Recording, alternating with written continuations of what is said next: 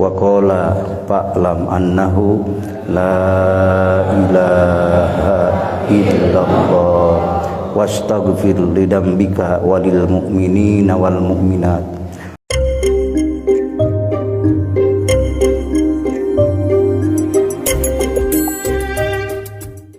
Assalamualaikum warahmatullahi wabarakatuh. Alhamdulillahilladzi mala'a quluba awliyaihi min dzikrihi wa mahabbatihi. Asyhadu an la ilaha illallah wahdahu la syarikalah wa asyhadu anna Muhammadan abduhu wa rasuluh. Wassalatu wassalamu ala man la nabiyya ba'dah wa ala alihi wa ashabihi wa mawala. Ma'asyiral ikhwan wal akhwat, dakirin wad dakirat, muslimin wal muslimat rahimakumullah. Usikum wa iyaya bitaqwallah faqad fazal muttaqun. A'udzu billahi minasyaitonir rajim. Ya ayyuhalladzina amanu dzkurullaha dzikran katsira wasabbihuhu bukratan wa asila. Walladzi yusolli alaikum wa malaikatuhu liyukhrijakum minadh dhulumati ilan nur wa kana bil mu'minina rahima. Tahiyyatuhum yawma yalqawnahu salam wa a'adza lahum ajran karima. Wa qala wadh-dhakirina Allaha katsira wadh-dhakirat a'adallahu lahum maghfiratan wa ajran 'azima.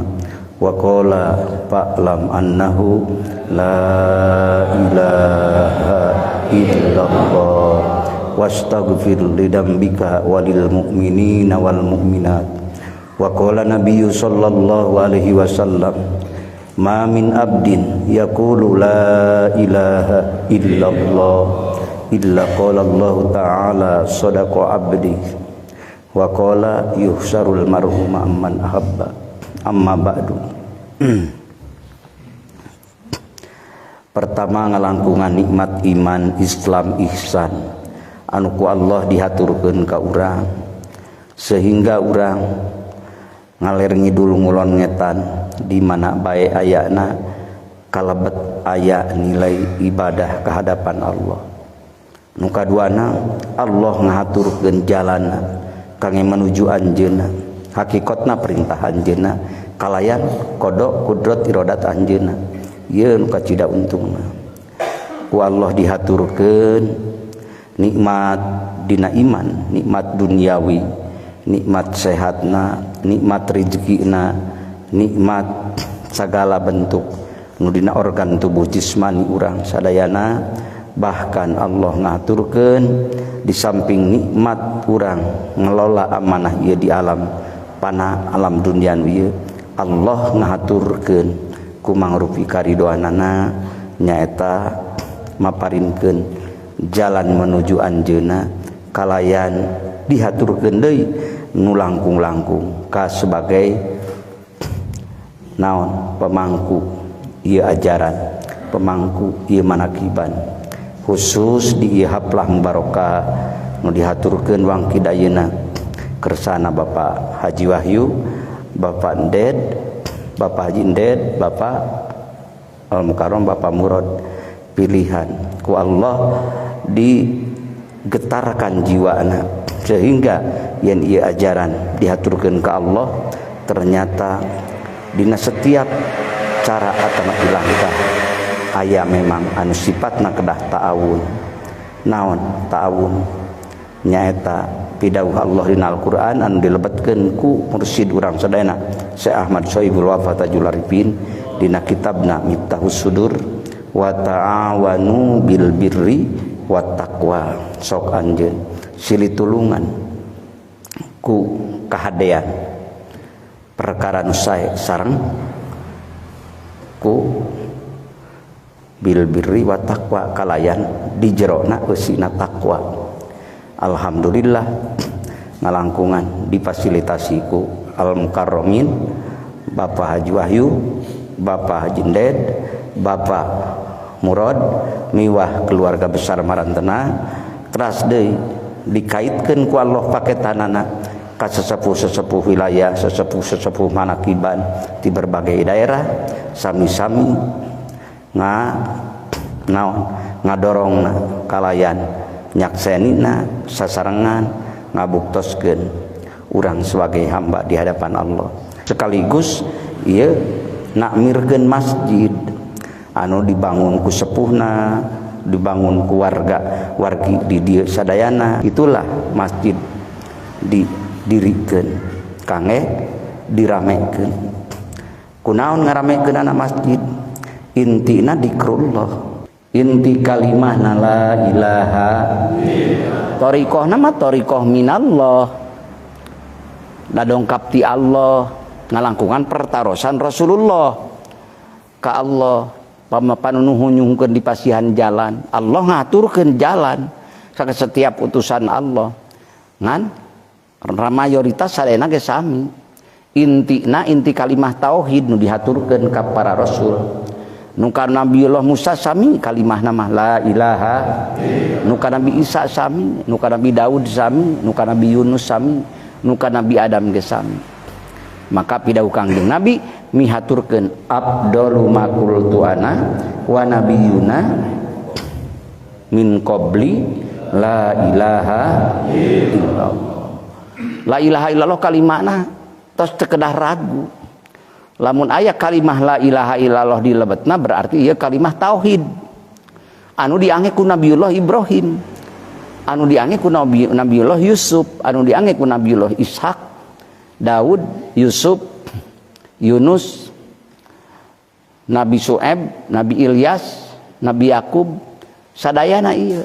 Maka Kangjeng Nabi ngiatan ka urang, maparinkeun ka urang bilih aya ragu nya kumaha ieu kalimah teh.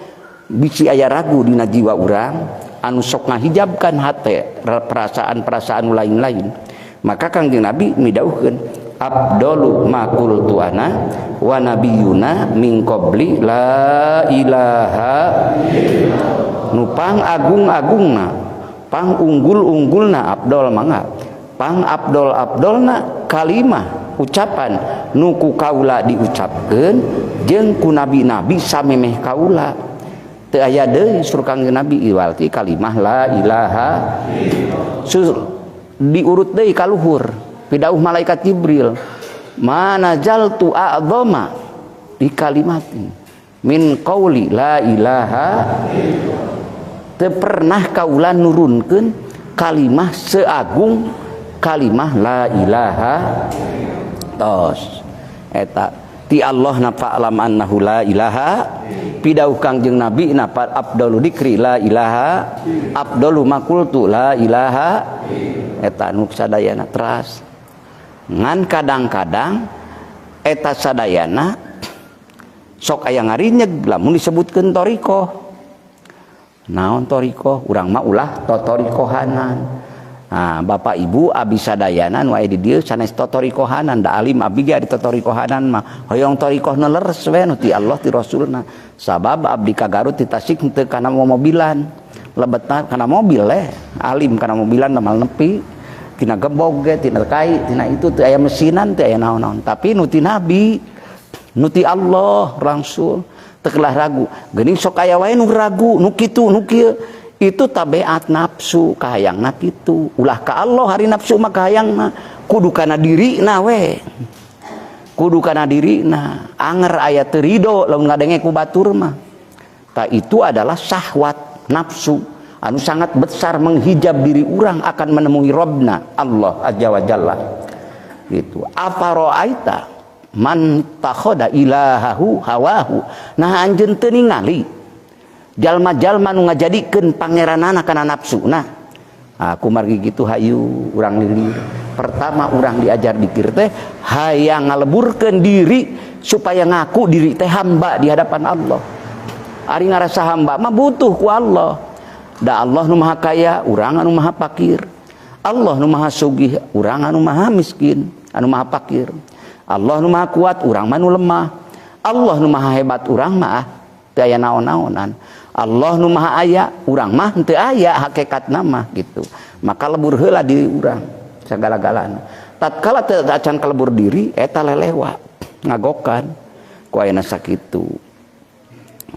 Sanes tatorikohan tapi ieu teh torikoh minallahi rabbil alamin. Nu dongkap ti Gusti Allah nu ngatur sakumna alam.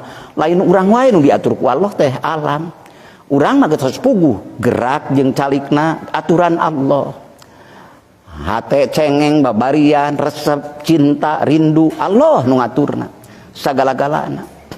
Tuluy pangleremo ti Allah ngalangkungan kehendak Allah diciptakeun alam dina taun anu ayeuna anu teu kintengan ahengna anu tadina jauh jadi deukeut nu tadina poek jadi caang eta ge Allah nu ngaturna hakikatna mah da potensi alam dihaturkeun ku Allah diciptakeun deui manusia akalna sina mikir tuluy mikir tos diwaler deui ku Allah dibuktikeun ka hoyong manusia teh sehingga ieu ngajadikeun pertemuan negatif jeung positif prai hurung jadi listrik prai hurung jadi neon kabeh ge Allah.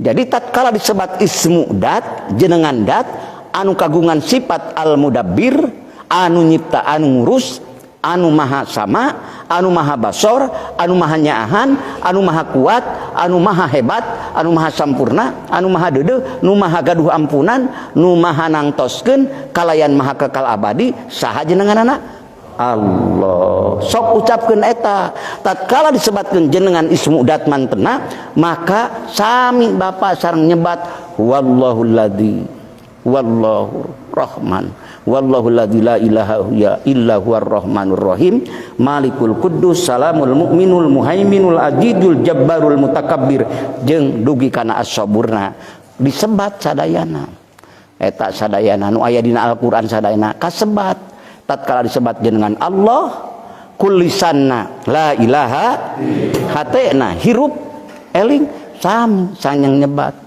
atuh semesta ge ieu teh hakikatna mah sifat Allah nu dilalajokeun semesta alam teh jeung diri urang nu ngajentul atau keur gerak teh sami ieu teh tatkala ningali bapa ningali abi ka mana-mana ge dohirna ciptaan Allah dohirna sifat Allah.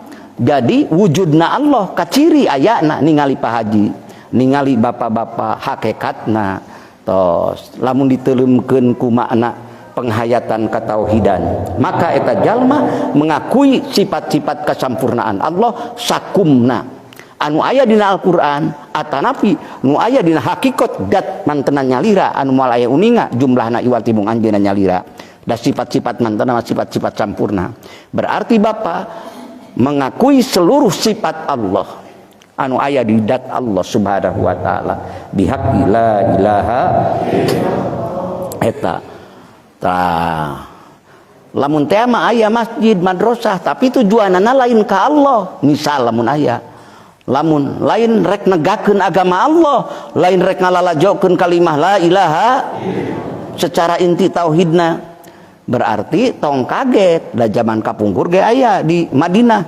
tatkala Kangjeng Nabi ngadamel Masjid Kuba tah jalmi nu saking keheul ka Kangjeng Nabi membuat tandingan nyaeta masjid naon Pak dina surah Tobat tingali masjid diror jadi masjid tujuanana jangan ngajatohkeun mematahkan keagungan Masjid Kuba mudah-mudahan sadayana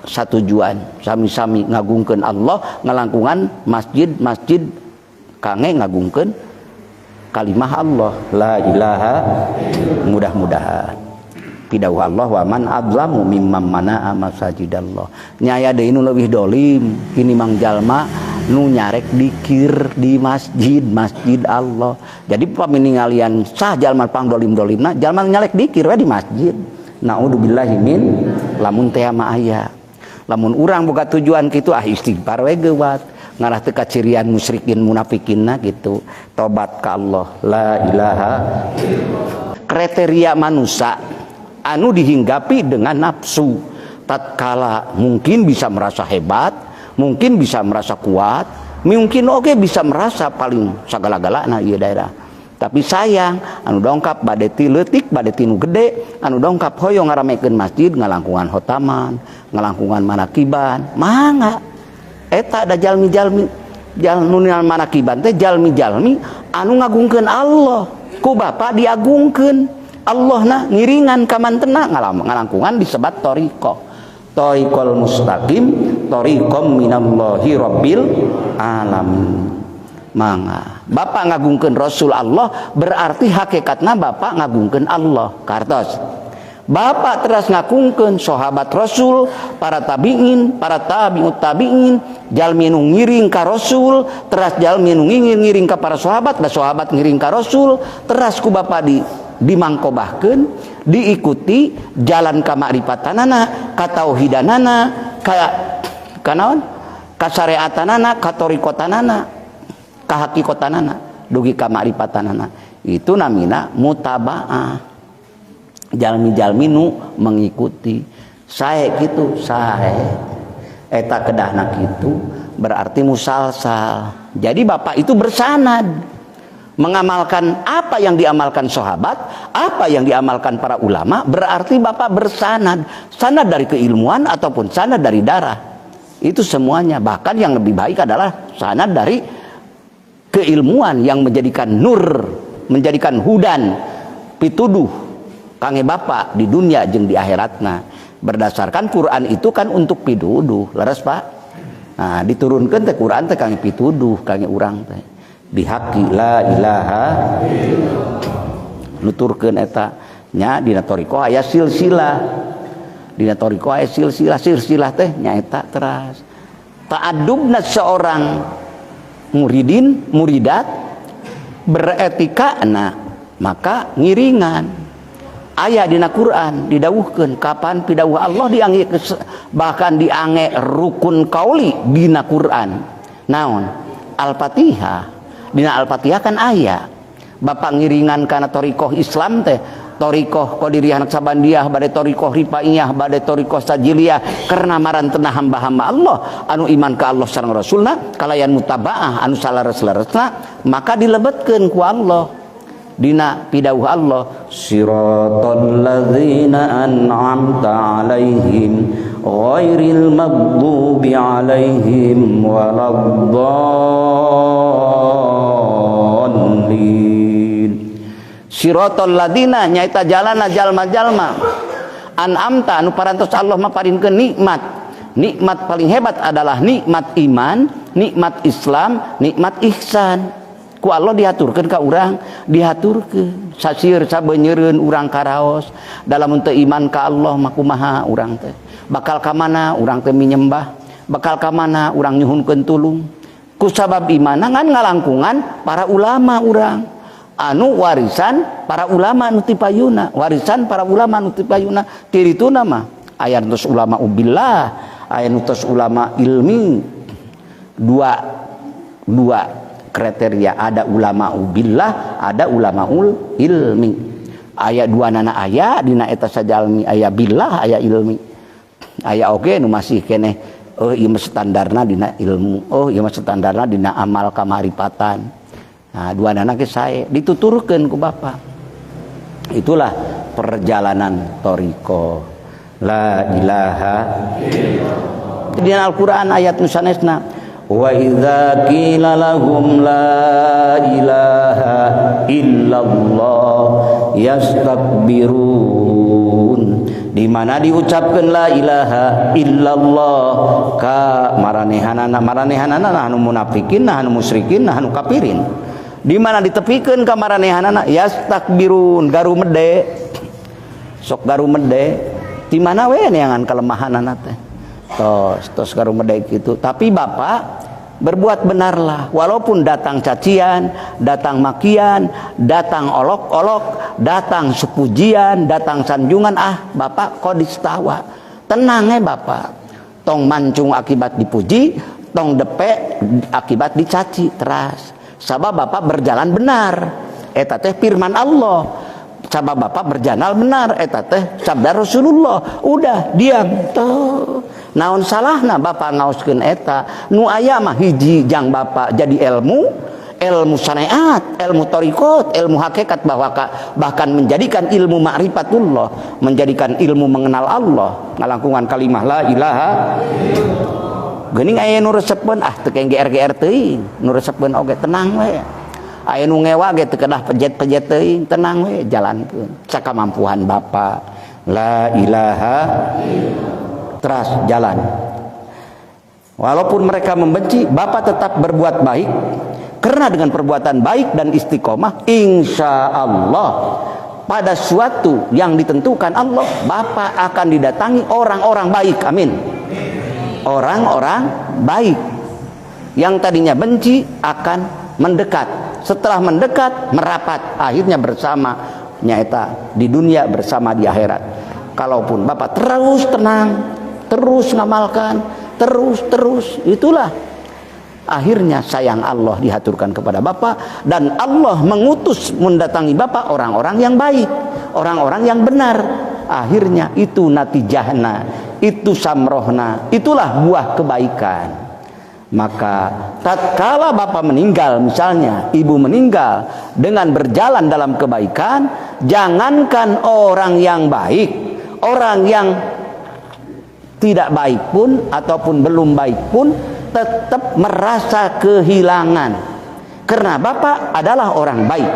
Tapi tatkala Bapak karena misalnya dengan hinaan, dengan olok-olok, langsung harita ngorejat, bahkan bengkok sinema, jadi Bapak balik arah bersama orang-orang yang tidak senang, power stempelnya jadi munafik. Naudzubillahi min dalik. Ruginya rugi 12, sabab kalimah nu di Bapak itu kalimahnya 12, leres 12 hurufna la ilaha illallah. Jadi cilaka nage paur cilaka 12. Naudzubillahi min dalik. Naon margi kontekna, sabab kieu akalkeun ku urang. Lamun urang keur diajar dikir, diajar segala kebaikan we, apalagi dikir. Kan dikir mah ruhna sakabeh ibadah. Kan dikir mah tujuan sakabeh ibadah ka Allah tujuanana. Ari nu diucapkeun ku Bapak la ilaha illallah, berarti Bapak sedang melafalkan, mengucapkan kalimah yang dituju oleh semua ibadah dalam ilmu syariat. Salat nuju kadinya, puasa nuju kadinya, haji nuju kadinya, umroh nuju kadinya. Kalimahna la ilaha, kalpal ibadatu tatanawwa'u. Ibadah teh seueur rupina, aya salat, aya ibadah haji, aya puasa, aya zakat, aya umroh, aya sedekah jariyah, aya amar ma'ruf nahi munkar. Tujuanana mah kabeh oge hoyong ridho Gusti Allah. Lalu Bapak dipatahkan yang menjadi pusat tujuan dari semua ibadah. Lalu rugi. Tuluy rugi, pedah ku kakayaan, pedah ku kapinteran, sehingga mematahkan tujuan Bapak yang sudah substansinya benar, tujuannya benar, caranya juga benar. Maka akan rugi. Coba introspeksi, tanya ku urang ka diri urang, lamun urang milu ka ditu, milu ka Bapak anu siga nu tersepen pedah urang diajar manakiban, tapi di jerona dikrullah, siga nu tersepen urang khotaman padahal jerona dikrullah, eling ka Gusti Allah. Inti kalimahna la ilaha, taros ku Bapak rek naon urang geus boga tujuan, geus boga bekel, geus boga jalana, tuluy ngajak aya nu ngajak, ulah dituluykeun eureun cekap timang itu nu nyarek bakal maot, urang ge bakal maot. Mana untungna milu itu, duka iraha, duka mayunan urang, duka urang nu tipayun nu nyarek ka urang misalna. Naon da keur maot, naon untungna? Makhluk minta deui ka makhluk, makhluk milu ka makhluk. Naon? Ciptaan kan, piulan ciptaan urang, ciptaan Allah. Allah ngaturkeun ka urang, kudu nama syukur nuhun Gusti, maparinkeun kapercantenan ka abdi. Lisan abdi diwidian ku Gusti, kedah ngucapkeun kalimah tauhid, kedah ngucapkeun kalimah takwa, kedah ngucapkeun kalimah thayyibah, kedah ngucapkeun kalimah ikhlas. Da eta kalimah ikhlas teh la ilaha, kalimah takwa teh eta la ilaha, kalimah an-najah, kalimah kasalamatan ge eta la ilaha. Allah ngahaturkeun, mangga sok percantenkeun. Mung alhamdulillah di dieu pribados ngiring bingah amarwata suta bingah ka giri-giri nu dihaturan ku Allah widina lisana dihaturkeun ka Pak Haji Wahyu, dihaturkeun ka Pak Haji Ended, dihaturkeun ka Pak Haji ka Bapak Haji Murad, dihaturkeun ka Bapak Tono, ka sadaya nu aya di dieu we dihaturkeun bari tuluy ngamalkeun, tos ngamalkeun hatena naek nerekap jiwana sehingga ngaleketeu jiwana muncul hoyong ngamangfaatkeun tina sebagian rezeki nu ku Allah dihaturkeun ka abdi. Lamun aya tuangeunana hoyong ka tuang, lamun aya euteunana hoyong ka eut, itu mah tos faidur rahmani, eta mah mangrupi leleberan karunia rahmaniyahna Allah. Tak alhamdulillah, mudah-mudahan sing langkung barokah yuswana amin. Sadayana pemangku manakib, sadayana pengamal sing barokah ilmuna amin, sing barokah mahabbah ma'rifatna, bahkan sing barokah kekal abadi bagja dunia sareng akhiratna amin. Bihaqqi la ilaha, bahkan ku para ulama ubillah madinamian sholawat nagi aya sholawat toriko, muhun sholawat toriko teh ka Kangjeng Nabi Muhammad tetap ngadoakeun mudah-mudahan nambihan sholawat sareng salamna ngan urang kenging jalan toriko nanti anjeunna menuju naon jalan eta nya menuju Allah hoyong dugi ka Allah, jalan ti Allah nu dihaturkeun ka Rasulullah, dihaturkeun ka para anbiya wal mursalin, dihaturkeun ka para syuhada wal mujahidin, dihaturkeun ka para aulia was solihin, dihaturkeun ka para ulama ul amilin, di ulama ul amilin. Maka teraskeun amalna, aya nu resep teraskeun amal, aya nu ngewa teraskeun amal. Urusanana lain urang jeung nu resep, lain urang jeung nu ngewa, tapi urusan urang dina ngajalankeun ibadah urang sebagai makhluk anu banget butuh ku khaliqna, ku penciptana Allah. Maka Allah anu ditujuna ku urang ka mana deui? Tos bener tujuanana, bener carana, bener niatna, insyaallah buahna bener amin. Allah dat anu maha abadi, tatkala nyantel hamba ka dat nu maha abadi, maka Allah bakal ngahaturkeun hadiahna abadi, nyaeta di surga mantenna nu diabadikeun ku mantenna. Da bapana oke diabadikeun ku Allah, diabadikeun naonna? Ruhna, jiwana ku Allah ka bapa. Tetep bapa nyandar, dibere bunga eling ka Allah, dibere susah eling ka Allah, keur emam eling ka Allah, keur eut eling ka Allah, keur gering eling ka Allah, keur sehat eling ka Allah. La ilaha illallah. Bapak sehat eling ka Allah, bapak gering eling ka Allah, sehat gering di rahmat Allah. Bapak sehat lali ka Allah, bapak sehat lali ka Allah, sehat bapak dilaknat Allah. Naudzubillahi min dzalik. Itulah dzikrullahi akbar. Maka eling ka Allah teh akbar. Moal aya nu ngaluhuran deui kana eling ka Allah, padilah atawa pahala atawa energi kehebatan spiritual teh. Pang istimewa na paparin Allah nyaeta elingna Bapa ka Gusti Allah, eta teh paparin Allah pang agung-agungna. Sabab dikir Bapa teh diperintah ku Allah, padkuruni adkurkum. Kitu pidawuh Allah. Jadi tatkala Bapa eling ka Allah, untungna di mana? Untungna Allah jadi eling ka Bapa. Dari hakikatna mah heula keneh Allah eling ka Bapa. Elingna Allah maka nyiptakeun Bapa, maparin ka Bapa. Pangpayun-payunna. Itulah indukna. Indukna eling mah Allah pertama ngresakeun Bapa, jorojoy we dina hate Bapa teh hoyong ngiring diajar hotaman, hoyong ngiring diajar manakiban, geuning nu rek hotaman jeung manakiban teh di jerona teh dalikir la ilaha. Tuluy aya doa nu dibaca ku Bapa, Allahumma ya qadiyal hajat, Allahumma ya kafiyal muhimmat, Allahumma ya dafi'al baliyat, Allahumma ya rafi'ad darajat, Allahumma ya syafiyal amrad, Allahumma ya mujibad da'awat, Allahumma ya arhamar rahimin. Eta doa kelasna eta mah tos kelas syukur doana. Naon margina margi muji, tapi ulah disangka dina pujian eueuh mentana nganyuhunkeun anu lemes halus. Hedat Allah anu nyumponan kabutuh, berarti ya jalma teh yang dibere gitu. La ilaha ngan lemes muji ka Allah. Ada pujian, karena apa ada pujian dalam lisan Bapa? Ungkapan Allahumma ya qadiyal hajat ari entos kan Allah nu nyiptakeunana sagala-galana. Kabeh dina makom doa urang mangga bare Allahumma inna nas'aluka naon sebatan kurang mangga teu sawios-wios. Tapi tatkala ningali doa nu eta Allahumma ya qadiyal hajat, Allahumma ya kafiyal muhimmat, hedat Allah nu nyungkupan sagala kaperyogian nu nyekapkeun maparinkeun mang sadayana pujian luar biasa.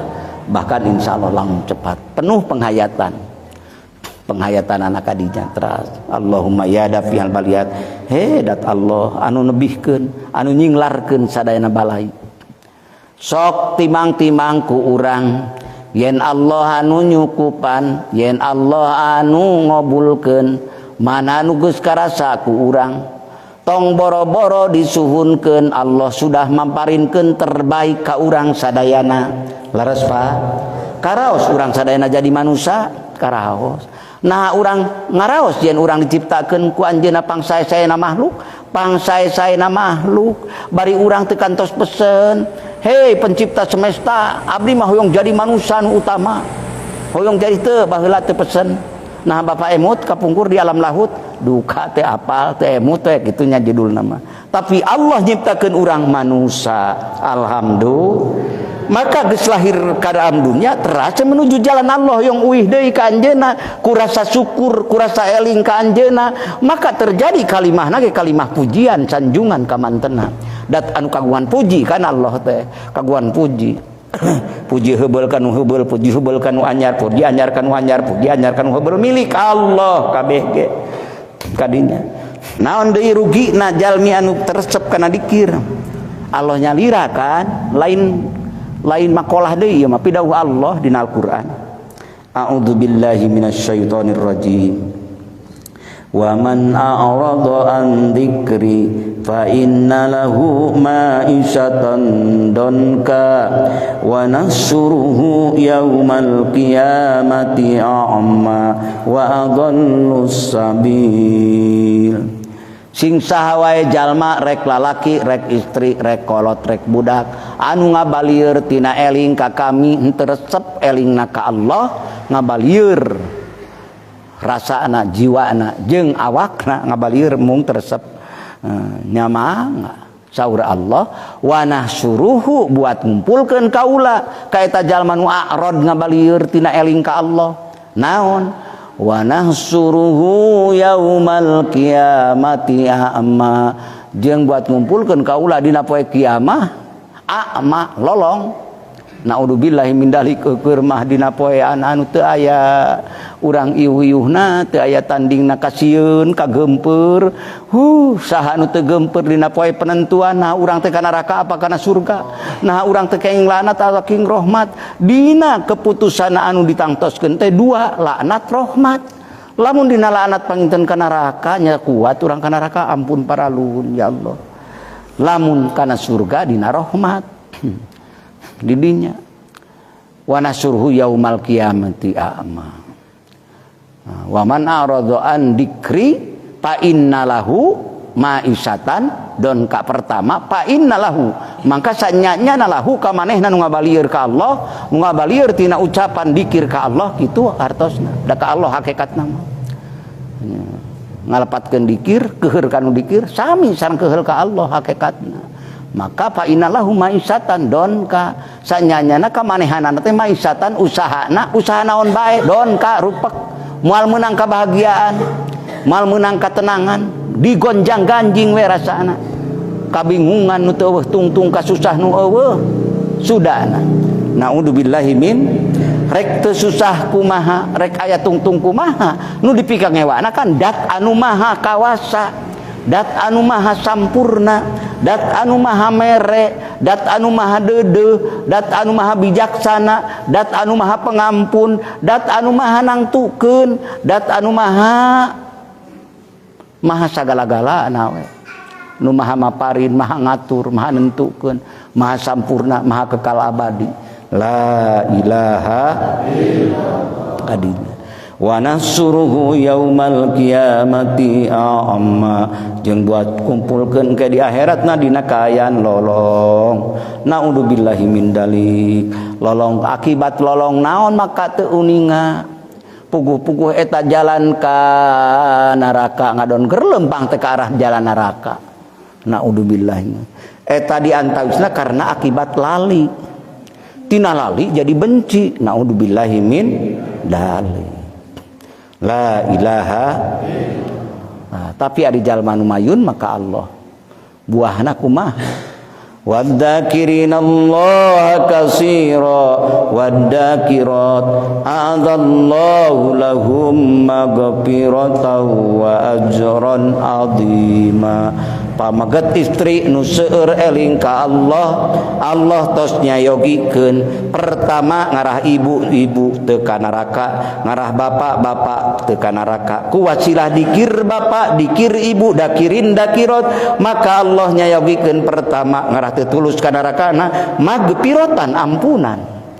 dikir bapak teu acan nyuhunkeun dihapunten bapak tapi Allah tos ngocorkeun ampunan ari dirasa-rasa mah ku urangnya iraha urang teu boga dosa hampir hal poe ge nyorang kana dosa leres Pak sering berdosa urang menghadap Allah akibat tina naon urang kana dosa akibat lali ka anjeunna kitu di dinyana tos ampunan naon pertama a'adallahu lahum magfiratan nu kadua wa ajron 'azima pahala anu agung teh naon kekal abadi di surgana moal nyorang jeung payah jeung bingung di surga mah moal nyorang jeung ngamal jeung ngalamun pikasieun ngamal ngalamun pimungeun ngalamun awe ge moal dipasihkeun nu aya tuluy tahlil tahmid dikir sapapaosna mangrupikeun pinuji mangrupikeun pujian ti makhluk ka Allahna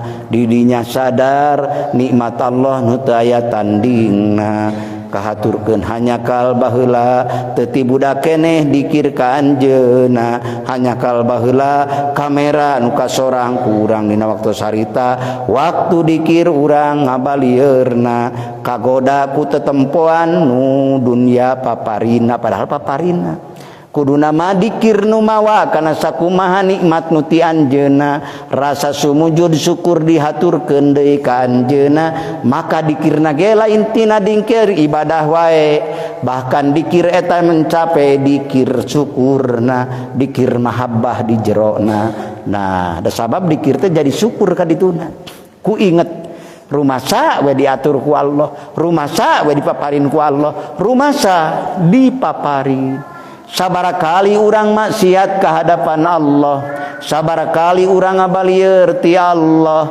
sabarakali urang berbuat dosa ngadabrak larangan anjeunna tapi Allah tetep masihan jangka waktos nu teu kinten seueurna ngarah-ngarah urang uih deui ka anjeunana la ilaha ngarah inabah ngarah kembali ka anjeunna so berapa banyak nikmat anu ku urang diraoskeunana di dunia ieu berapa banyak pujian baik yang telah terdengarnya padahal urang teu acan duduk dina naon sangka sae hambana tapi Allah tos mayunan deudeuh cinta ka urangna jeung nyaah nu teu aya warna wagelan jeung teu aya cegahanana sadayana ti anjeunna sabarakali dosa urang berbuat karena seueur hilap dipanding elingna Tapi Allah tetap nyaah wae ka urang.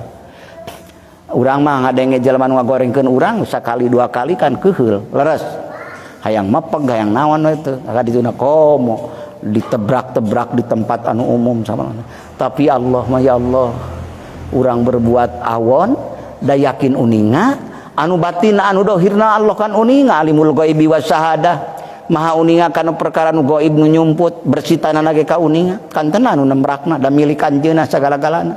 Tapi Allah tetep nyaaheun ka urang. Walaupun catatan hukum Allah eta teh teu ngeuleun, tapi Allah maha dermawan, maha bijaksana, tetep urang diantoskeun gitu secara syariat nama, diantoskeun waktosna ka urang. Bisi urang rek nyuhunkeun taubat di hadapan anjeunna. Itulah indahna ingat Allah tatkala dirsapi dengan batin penghayatan. Maka Quran pun kalau dikir sudah menyertai bacaan dalam Al-Quran, maka akan membukakan asror mukjizatnya Al-Quran. Bihaq ayo teraskeun itulah dikir mawa kana sanes perkara aya dina nikmat Allah. Sok sadaya dibarengan nikmat teh aya rasana, rasa maka dina Quran oge aya dohron aya batman. Linnalil Qur'ani dohron wa batnan. Dina Quran teh bageur aya dohirna, bari dibacana ge ibadah anger. Aya batinna, lamun dina batinna mah geus puguh jadi ibadah, jadi pahala. Bahkan kadituna bakal ngabuka asror rahasia, insyaallah akan diketahui ku Bapa kamukjizatan Quran, kehebatan Quran, kemuliaan Quran. Maka innalil Qur'ani dohron wa batnan, wali batnihi batnan.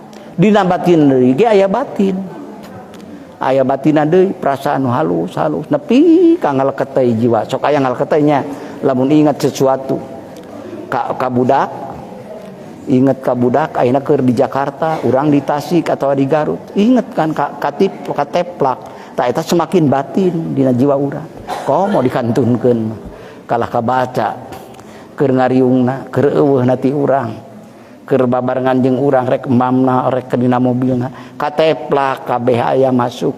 Teu puguh hese nyaritakeunana nu aya tara kawawa ngobrol oge kalah rembay we cai mata. Ingat geun betapa agungna karunia Allah nu dihaturkeun ka urang. Masihan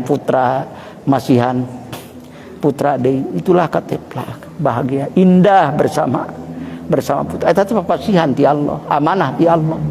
Ya Allah, maka tatkala urang emut ka putra ngalangkungan tos dikantunkeun urang, maka kamana solusina? Teu aya deui lumpat lewat urang kan boga urang.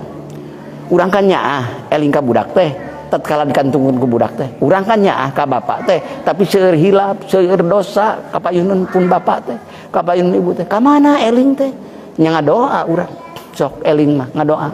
Lamun ibu rama Allahumma gfirli dunubi wali walidayya warhamhuma kama rabbayani shaghira. Aktifkeun ruhna deui aya jiwa. Lamun tos kagungan dikirhopina terus wali batnihi batnan, dina batin di aya batinna deui anu leuwih halus tret ngaleket teh ya Allah. Da salira nu kagunganana, salira nu maha nyaah, urang ge nyaah ka budak teh ngan moal ngaliweuh nyaahna Allah. Yakinkeun eta yen Allah Maha Rahman. Rahman Allah langkung ti urang mah titipan ka nyaahna ge. Allah mah nyaah nu sanyana anu teu aya wates wangeunna nyangakeun ka anjeunna. Maka innal inabata arruju an kulli ma siwallah. Maka tatkala urang geus ngingetkeun ka ditu ka dieu, urang hoyong ka mana kudu kumaha? Balik ka Allah. Arruju ilallah, arruju an kulli ma siwallah. Balik ti salian ti Allah ka Allah, balik hatena di dinya anpang bakal manfaat inget bapak kama bakal manfaat emutna ibu ka bapak nutos nganturkeun ibu. Anpang bakal manfaat elingna bapak sabab didasari ku elingna bapak ka Allah, bakal manfaat elingna bapak ka anak. Berarti cang padang narawangan di alam barjahna, mudah-mudahan langkung-langkung barokah. Maka anfa'u wa arbahu, leuwih manfaat, leuwih untung. Karena naon? Li'annahu mipanun, karena sumber segala kebaikan tina ingetna leuwih batin, leuwih jero. Nu di jerona leuwih batinna saking ngaraoskeun eta sadayana mangrupi kadeudeuh kanyaah Allah. Jadi bapana ge elingna semakin lezat, semakin nikmat, teu karasa berlinanglah air mata, penyesalan, kerinduan, rasa soson-soson ngangken abdi sebagai hamba. Mugi Gusti teras ngalindungi pun anak ku rahmat ridho Gusti, kumaha rahmanna Gusti, kumaha rahimna Gusti, teras nyambung insyaallah. Maka walibatnihi batnan pakullu ma huwa abdon anfa'u wa arbahu bihaqi la ilaha. So kadinya urangnya tapi Allah leuwihnya urang getos caket, Allah mah leuwih caket. Bahkan diri urang sareng Allah leuwih caket dibanding jeung sakabeh makhluk Allah. Bahkan langkung caket keneh Allah dibanding cepil jeung pangupingna, dibanding urat jeung genggerongna, masih caket keneh Allah. Kaharti ku akal teu kaharti iman heula we. Da kadituna iman tos maparinkeun ilmu nama Allah ka urang kahartos rek kumaha dianggap leuwih caket Allah. Da memang Allah nu nyiptakeunana, Allah nu gaduhna anu teu tebih tina sakala perkara. Kan innallaha kan kapanaon di dinya sagala-galana milik anjeunna, sagala-galana kagungan anjeunna bihaqi la ilaha. Maka doa Syekh Sultan mah saking ngaraoskeun diri teu papisah ti anjeunna, maka diekspresikeun ku rasa ma'rifat anjeunna. Tatkala semakin batin terus Allahu hadiri, Allahu nadiri, Allahu syahidun alayya, Allahu ma'i, Allahu mu'ini, wa huwa bikulli syai'in muhit. Kirang langkung hapunten kasuhun, hatur nuhun kana kebersamaan urang sorangan sasadayana. Mudah-mudahan sadayana pinuh ku barokah Allah, uihna dimudahkeun di perjalanan dugi kana tujuan kalayan nyandak barokah salamet dohir batin, barokah perusahaan kasabna bapak sadayana nu tadina rada macet sing salancar deui, nu tadinya rada melempem sing ngal caraang deui. Amin. Kagungan putra, mudah-mudahan putrana sing sarukses saroleh solihah kalayan segala cita-cita bapak aya dina pangobul Allah subhanahu wa ta'ala, bari disarengan ku manfaat dohir manfaat batin, salamet dohir salamet batin, akhirna mibanda ketentuan Allah, soleh solihahna mibanda ketentuan Allah, barokah salametna dunya dugi ka akhiratna. Hadanallahu wa yakum ajmain, wallahul muwaffiq ila aqwamit thoriq, wabillahi taufiq wal hidayah war ridha wal inayah. Wassalamu alaikum warahmatullahi wabarakatuh.